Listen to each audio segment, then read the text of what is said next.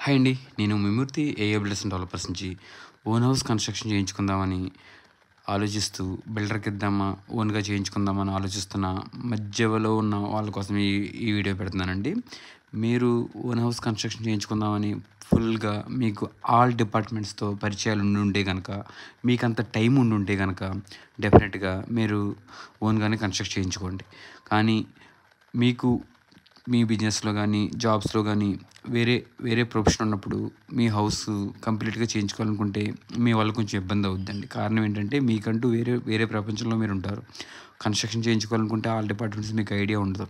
అలాంటప్పుడు ఓన్‌గా స్టార్ట్ చేద్దామని మీరు మొదలుపెట్టి అందరూ మీకు ఇన్ టైంకి రాక, తక్కువ బడ్జెట్‌లో ఈ మెటీరియల్ దొరక్క, రకరకాల డిఫరెంట్స్‌తో ఫైనల్‌గా మీరు ఏం చేస్తారంటే మేమిచ్చే బడ్జెట్ కన్నా ఎక్కువకి మేము ఎస్ఎఫ్టీ 1800కి ఇస్తామనుకుంటే మీరంతా కంప్లీట్ అయ్యేటప్పటికి 2000 అబోవ్ అయిపోతుంది.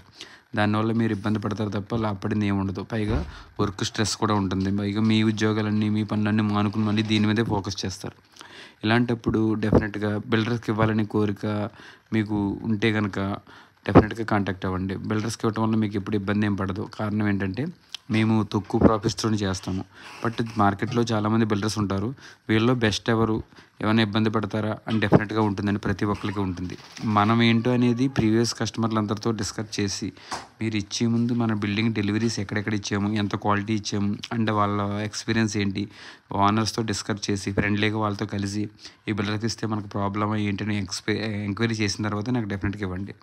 మీ అన్ని చెక్ పాయింట్‌లోని కూడా డెఫినెట్‌గా మేము